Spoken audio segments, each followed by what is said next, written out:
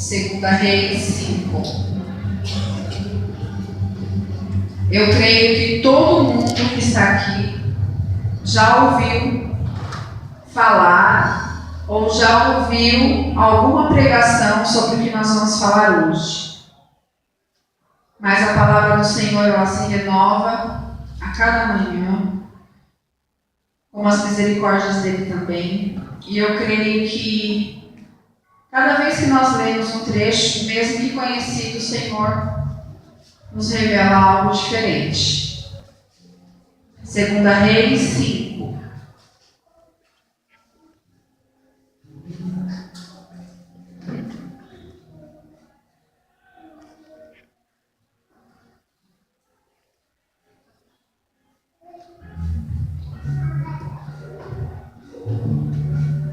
Segunda Reis 5. Todos acharam?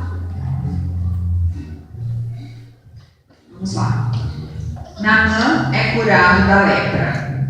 E Naamã, chefe do exército do rei da Síria, era um grande homem diante do seu senhor e de muito respeito.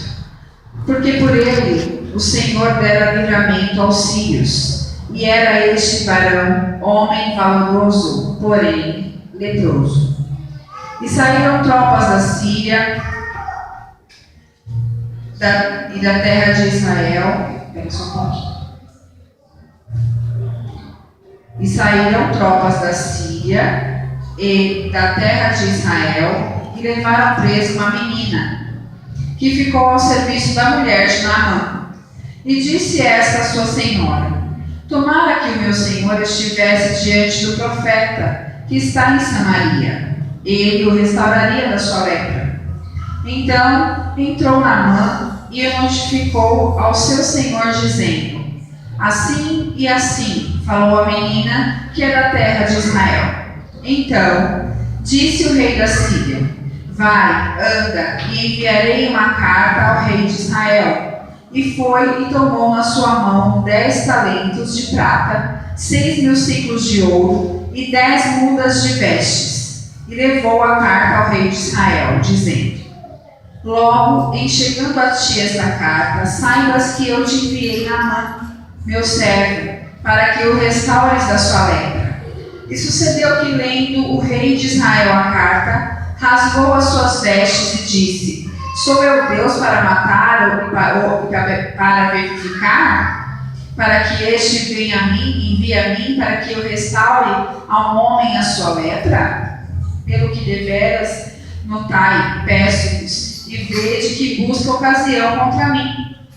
Sucedeu, porém, que ouvindo Eliseu, homem de Deus, que o rei de Israel rasgara as suas vestes, mandou dizer ao rei: por que rasgaste as suas vestes? Deixa ouvir a mim, e saberá que há profeta em Israel.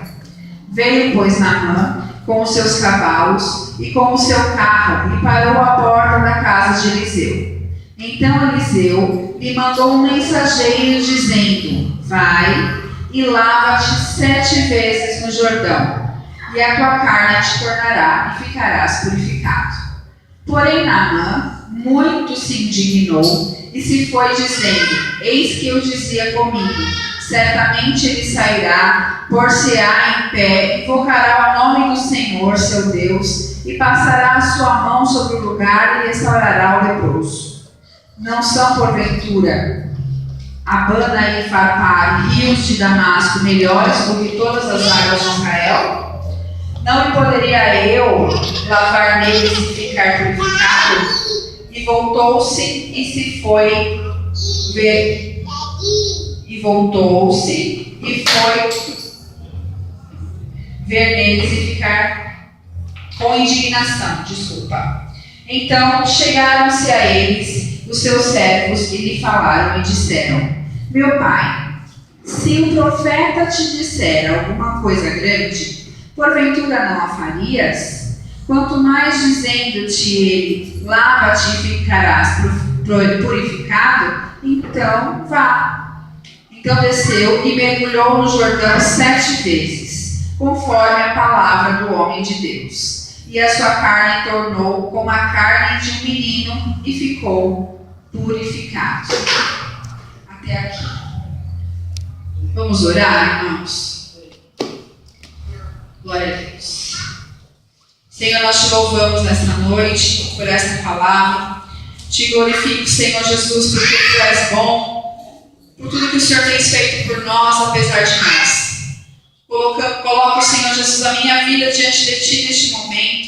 Que não seja eu, mas sim o Senhor. Que eu possa ser um canal nesta noite para trazer a palavra, primeiramente para mim e depois para os Seus filhos. Que o Senhor sinta a vontade, Senhor Jesus. Eis-me aqui para fazer a Tua vontade e o Teu querer. É o que eu te peço, Senhor Jesus, nesta noite. Toma cativo toda a mente, Senhor Jesus. E todo o levante de Satanás, para que os Teus filhos venham receber a Tua palavra, caia por terra em nome de Jesus. Envie os Seus anjos ministradores nesta noite, para que venham ministrar cada um na medida que o Senhor tem. Em nome de Jesus. Amém. Todos nós já ouvimos falar de Naamã, já ouvimos falar várias vezes os 7 mergulhos de Naamã, né? Sempre alguém fala sobre essa ministração. Mas eu gostaria de ir meditando em alguns versículos e falar uma parte diferenciada um pouquinho sobre esse tema. As meninas que foram comigo no chá de mulheres, no culto de mulheres, escutaram uma versão sobre Naamã, mas sobre a esposa de Naamã. Mas hoje nós vamos falar de Naamã mesmo. Nós não vamos falar da esposa de Naamã. Aqui diz que Naamã era chefe do exército. Era um homem conceituado. Abaixo do rei da Síria vinha Naamã. Então ele não era qualquer pessoa. Aqui também diz que ele tinha posses, ele tinha família, ele tinha muitas coisas. Depois de todas os adjetivos aqui de Naamã, todos os elogios a Naamã, a palavra diz, porém, leproso. Mas antes de falar sobre a lepra de Naamã, eu gostaria de atentar sobre o versículo que diz aqui assim: um homem diante do seu senhor de muito respeito. O seu senhor, que diz aqui na Bíblia, é o rei da Síria. Porque por ele, o Senhor, com letra maiúscula, dera livramento aos sírios. Aqui é um teminha bem, uma palavrinha que às vezes a gente passa desapercebido. Aqui está dizendo que o Senhor, nosso Deus, mesmo Naamã não o conhecendo, mesmo Naamã não tendo aceitado a ele ainda como Senhor e Salvador, o tinha livrado na guerra, tinha dado livramento a Naamã na guerra. Então, isso é para nós vermos o agir do nosso Deus. Muitas vezes a gente acha que Deus, que nós podemos conduzir Deus. Ó Deus, eu quero dormir hoje, acordar amanhã e tudo estar resolvido, assim, assim, assado, tem que ser assim, tem que ser assado, e não é assim que funciona. E quando Deus deu esse livramento a Naamã, nessa guerra, depois houve um novo episódio aqui em meio aos versículos, que foi onde Naamã teve uma guerra novamente em Israel. Mas Israel é o povo de Deus? Sim, mas eles perderam essa guerra. Vocês vão entender já já por quê.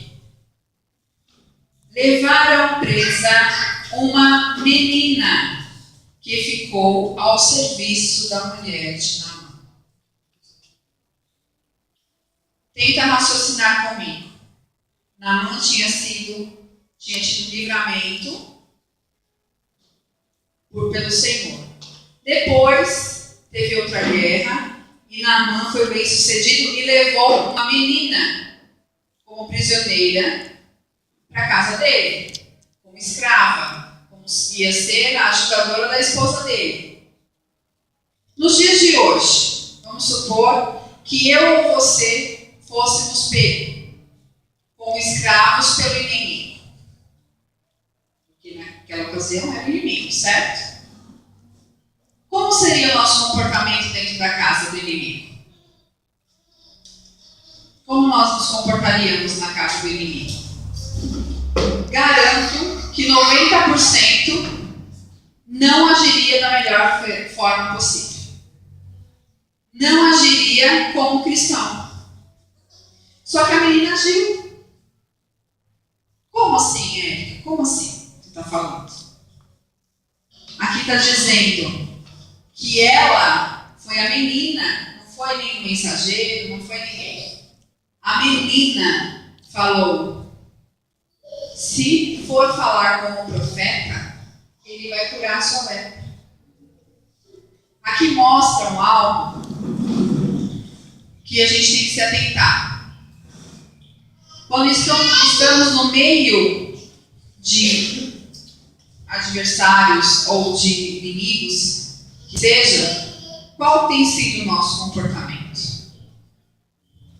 Ou mediante uma situação que vem de confronto conosco. A gente sabe que não agrada a Deus, ou que a gente sabe que ela ia falar, mas Deus deixou que eu fosse pega como escrava para ir na casa desse homem. Mas ela deu testemunho. Ela não precisou ficar falando nada, ela deu testemunho.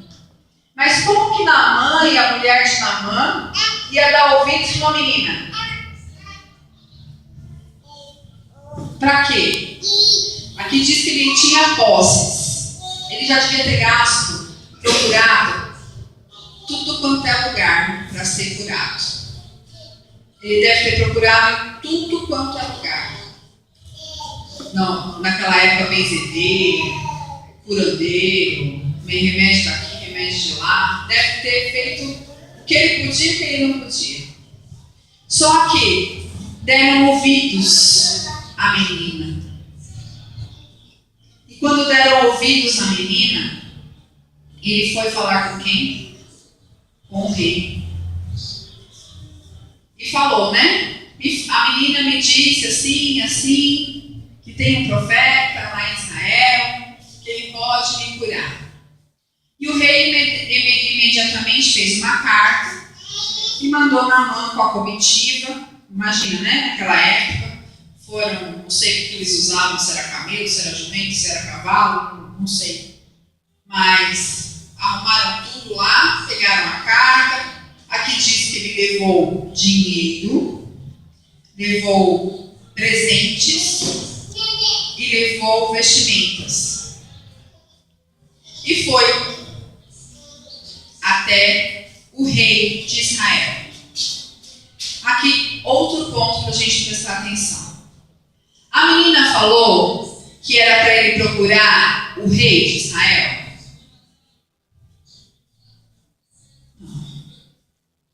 A menina falou para ele procurar o profeta. E nisso a gente tira mais uma lição. Quantas vezes a gente procura soluções com a pessoa errada? Meu Deus. Quantas vezes a gente vai em lugares ou em pessoas e coloca os nossos problemas e expõe os nossos problemas e essa pessoa não vai poder nos ajudar? Foi claro, a instrução da menina é: vai e procura o profeta. Não procura o rei. Aqui mostra uma atitude que ele errou, ele foi no lugar errado. Quantas vezes a gente já não foi no lugar errado? Quantas vezes a gente já bateu na porta errada? Olha, eu quero a minha cura, hein? Eu vim aqui porque eu preciso de uma cura. Aí a gente coloca as nossas expectativas naquilo e nos decepcionamos. Porque colocamos as expectativas no lugar errado. Entregamos os nossos planos, os nossos sonhos nas mãos erradas. E aqui diz no texto que o rei rasgou as vestes. Ele falou: o que eu vou fazer com esse homem? Eu não faço nada. Esse rei da Síria está querendo arrumar alguma confusão para ter de novo guerra aqui comigo. Foi quando Eliseu ficou sabendo que Naamã estava procurando pelo profeta. Vou até abrir um parênteses aqui. Naquela época não tinha WhatsApp. Naquela época não tinha computador. Não tinha e-mail. Não tinha Messenger. Não tinha telefone. Como que o profeta ficou sabendo que Naamã estava lá? A gente costuma falar que fofoca é uma bênção, né? Só Jesus na causa. Mas nesse caso aqui é fofoca boa. Pode perceber nos textos da Bíblia. Todas as vezes que como que Jesus fez para propagar o ministério dele? Como que Jesus fez para ser conhecido? Toda vez que ele curava alguém, ele falava assim: volte e não fala para ninguém. Meu Deus. Volte, mas não fala para ninguém, ó. Tem misericórdia. O que vai acontecer é que, Jesus falou para eu não falar não, mas ele me curou. Viu? Fulano falou para fulano que Jesus curou ciclano, mas não fala para ninguém não. E assim, espalhou. Aqui não foi diferente. Alguém lá do palácio falou: tem um cara aqui chamado Naamã, está procurando profeta. Veio atrás do rei, mas é o profeta que ele precisa. E rapidinho a notícia espalhou. Meu Chegou Deus. até o profeta. Então, às vezes, se é para fazer uma mídia boca a boca, é só você falar: não fala para ninguém. Meu Deus. Vai rapidinho. Voltando ao texto. Eliseu ficou sabendo e mandaram Naamã até a casa de Eliseu, do profeta Eliseu. Quando Naamã chegou lá, Eliseu pediu para que o servo dele, não foi Eliseu que foi atender Naamã.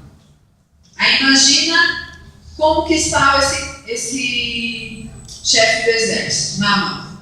Eu tenho dinheiro, tenho posse. Cheguei no rei e o rei falou que não pode fazer nada por mim.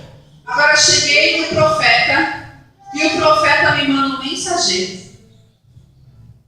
Imagina como que estava a autoestima de Naamã. Estava de jeito feio.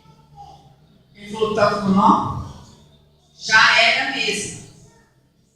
E o mensageiro do profeta Eliseu falou: olha, meu senhor pediu para você ir no Jordão e mergulhar 7 vezes lá. Vai lá e mergulha 7 vezes. E ele ficou indignadíssimo. Muito bravo. Ele falou: que negócio é esse? Vai lá e lava-te 7 vezes no Jordão. Não vem me atender. Nem sei quem. Não sabe quem eu sou, mas eu nem sei quem é ele. Mas as pessoas que estavam com Naamã, os amigos de Naamã, o impulsionaram a obedecer. Fala: vai. Se fosse algo difícil, você ia fazer. Mas é simplesmente tomar 7 banhos, 7 vezes mergulhar no rio. Só que tinha um detalhe, né? O rio era sujo. Às vezes nós falamos assim: Senhor, eu quero que aconteça da seguinte forma: eu vou, vai ter um príncipe no cavalo branco, eu vou chegar e ele vai falar: minha princesa, sobe aqui. Aí A nossa mente é assim, não é? Fértil. Aí não vou ter problemas nenhum, a minha despensa vai ser sempre cheia, a minha família sempre reunida, os passarinhos cantando com as borboletas. Oh, aleluia. Mas não é bem assim que funciona. E Naamã resolveu obedecer. Mergulhou uma vez. Imagina, nos dias de hoje, traz a história de Naamã para a sua vida. Você está no meio de uma dificuldade tremenda. E o Senhor fala assim para você: vai dar certo. Continua. Persista. Aí você mergulha uma vez. Parece que aumenta. Aí você continua. Jesus fala: vai de novo. Persista. Continua. Você mergulha mais uma vez. E parece que piora. Ou que não acontece nada. E vai. Continua. Aqui fala da perseverança. Fala de nós sermos persistentes em Cristo. E na 7ª vez que Naamã desceu, quando ele levantou, ele foi purificado. Na Bíblia, quando fala o número 7, está falando sobre uma totalidade. Tipo um número. É isso, né, amor? Perfeição. Perfeição. Isso mesmo. É a perfeição. E Naamã saiu de lá, imagina, curado, com a pele de bebê. O que ele foi fazer? Voltou lá em Eliseu. Só que ele voltou em Eliseu e foi dar os presentes que ele trouxe para Eliseu. O dinheiro, a prata, as vestimentas. Deixa eu achar aqui para eu ler de novo para vocês. Vovó.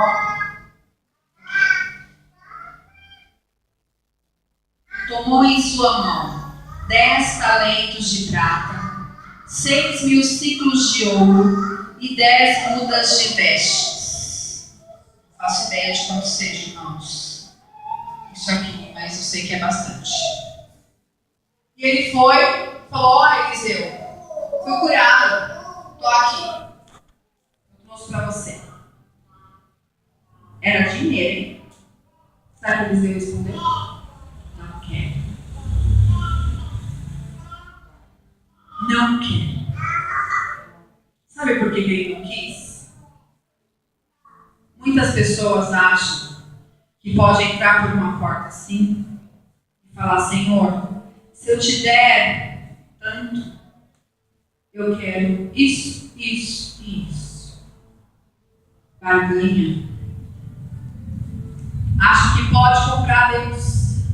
Acha que pode. Acha que vem na igreja porque dá o dízimo, porque dá a oferta e continua fazendo errado lá fora. Deus tem obrigação de fazer. Não é assim, pessoal. Deus faz porque Ele é Deus. Ele não faz porque Ele quer trocar alguma coisa com você.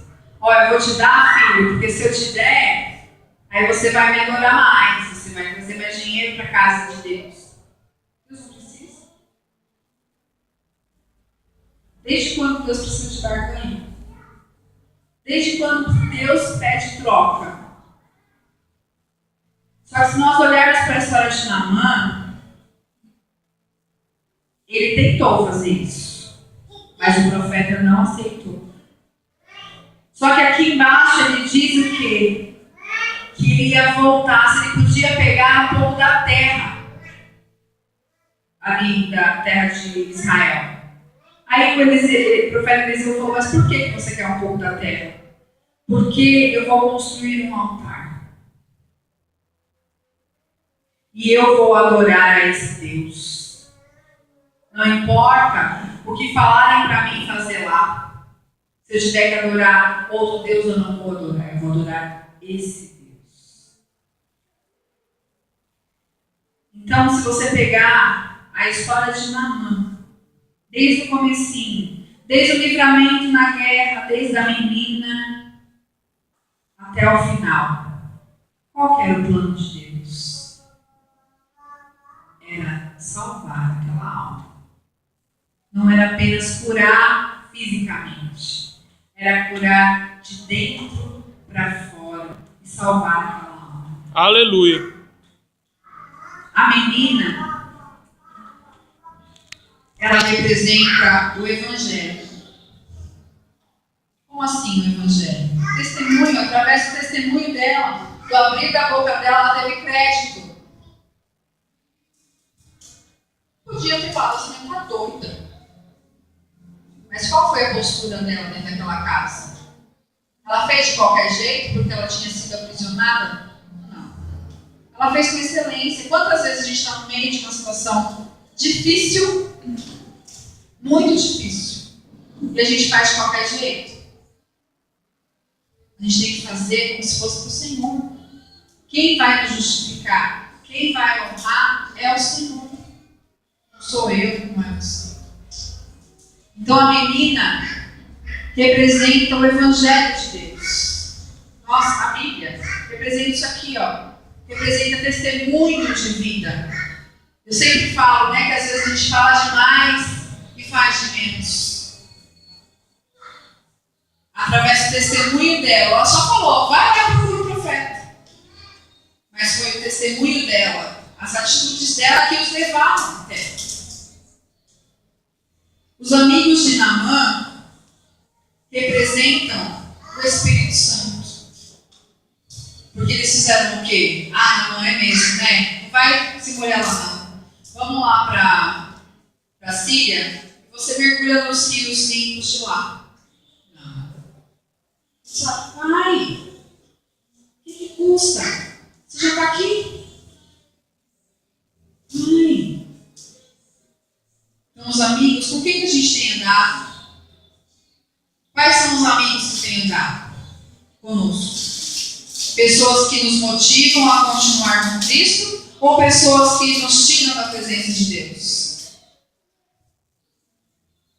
O Rio Jordão, embora a Bíblia diz que ele é sujo, mas representa Jesus por quê? Porque Jesus é quem limpa as nossas feridas. É Jesus quem cura a nossa alma. É Jesus que tira as nossas vestes de pecado. É Jesus que tira tudo que não provém dele das nossas vidas. E o profeta Eliseu representa quem? Representa o nosso Deus. O nosso Deus. Porque ele não precisou, ele não aceitou o dinheiro. Ele não foi até Naamã naquele primeiro momento. Porque ele queria que Naamã se humilhasse na presença de Deus. Naamã poderia muito bem falar, eu não vou. Mas a condição de Naamã era qual?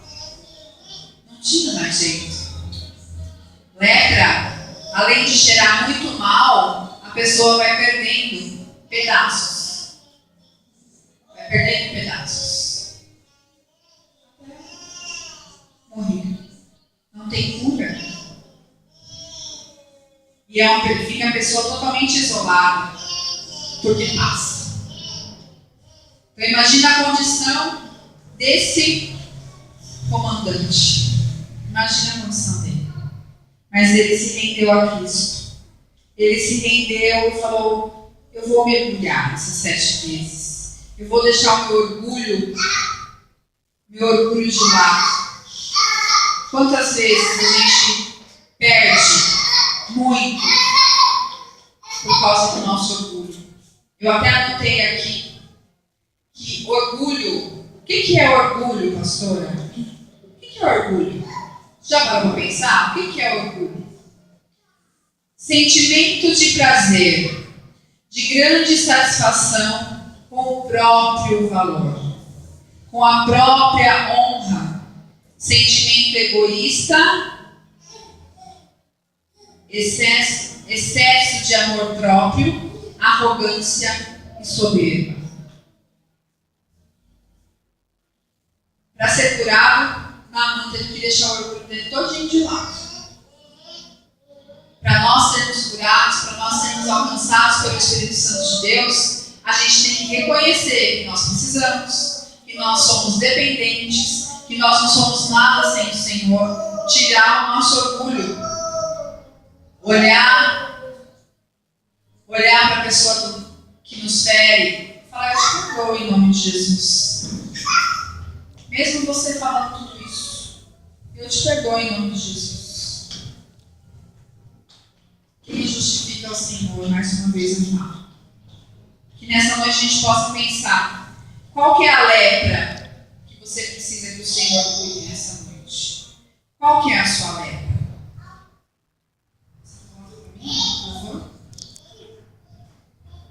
Vou pedir para o pastor Emerson colocar o louvor. E eu vou pedir, quem puder, que se prostre, converse com o Senhor. Fale para o Senhor qual que é a sua dificuldade. Se é medo, medo nos paralisa muitas vezes. Se é vergonha, a vergonha é muito parecida com o orgulho, nos paralisa também. O orgulho nos paralisa demais. Então que nessa noite a gente possa colocar as nossas vidas diante do Senhor. E meditando nessa canção, você possa pedir para o Senhor vir quebrar o seu orgulho, quebrar o meu orgulho. O meu erro e o meu orgulho descer comigo nesse misturar com as águas do rio. Então subirei como na mão curando. Eu abro mão. Abre mão de tudo que você é nesta noite. E se entregue ao Senhor verdadeiramente para servi-lo em espírito e verdade. Eu abro mão de tudo que sou, só pra te adorar, Senhor. Senhor, quebra o nosso orgulho nessa noite. Quebra o meu orgulho. Eu quero descer e mergulhar nas águas do teu amor. Me purifica. Eu quero ser limpo, como na mão do teu poder. Aleluia, Jesus. O meu eu e o meu corpo. Deixa o seu eu de lado nesta noite. Se você quiser vir se prostrar perante o Senhor, fique à vontade. Deixa Deus agir na sua vida. Esta noite é uma noite de cura, não somente no físico, mas no espírito principalmente. Aleluia, Jesus. Eu abro de tudo que sou, só pra servir-te, ó meu Senhor. Eu abro mão de tudo que sou, só pra te adorar. Aleluia, Jesus, nós te adoramos essa noite. Senhor, quebra o meu orgulho. Eu quero descer e mergulhar nas águas do teu amor. Me purifica. Eu quero ser limpo, como na mão do teu poder. Tira, Senhor, todo o nosso orgulho. Senhor, tira toda inveja, Senhor. Tira, Senhor, toda menosprezo de nós mesmos, achando que nós não podemos fazer. Tira, Senhor, toda timidez. Tira, Senhor, todo medo, Pai, nessa noite. Vai tirando, Senhor, tudo que não provém de ti, de nós. Purifica-nos, Senhor, nessa noite. Purifica-nos, Senhor, como na mão, para que nós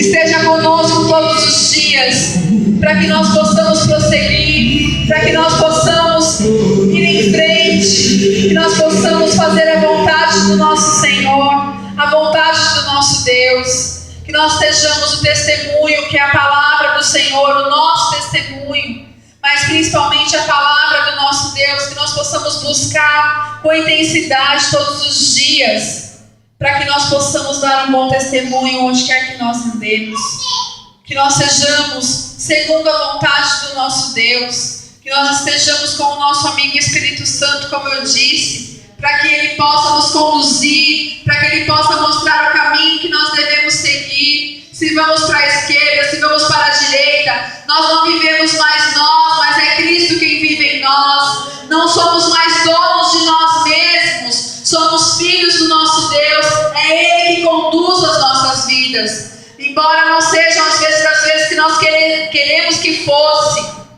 é Ele que conduz as nossas vidas, é Ele que sabe o melhor para cada um de nós. É o tratamento do Senhor para conosco, para quebrar o nosso orgulho, para quebrar a nossa autossuficiência muitas vezes. Glória a Deus. Passamos por dificuldades quantas vezes, para o Senhor mostrar que é Ele que provê o pão na nossa mesa, não somos nós. Se não for a saúde que Ele nos dá, se não for a capacitação que Ele nos dá, se não for o trabalho que Ele nos dá, nós somos dependentes do Senhor. Nós não somos autossuficientes. O mundo imputa isso em nós. Principalmente nas mulheres. Quantas vezes você não precisa depender de homem? Trabalha. Você não precisa depender de ninguém. Que distorção é essa que nós temos vivido? E sabe o que é engraçado? É assim, você não pode ser submisso ao marido, mas você tem que ser submisso ao teu chefe. Destruição de famílias. Exatamente. Vamos rever os nossos conceitos. Vamos rever o que a gente tem feito. Sem medo de escutar a resposta. Porque Ele vai falar. E às vezes, a maioria das vezes, é algo que a gente cultiva. É uma plantinha que a gente cultiva. Que dói para arrancar. Dói. Mas é ali que o Senhor quer tratar conosco. É nesse lugar que o Senhor quer tratar conosco. Porque evangelho de prosperidade você encontra em qualquer esquina. Mas evangelho de confronto, de transformação que começa comigo, começa por mim. O Emerson falou, você leva a palavra? E o Senhor falou na hora, orgulho.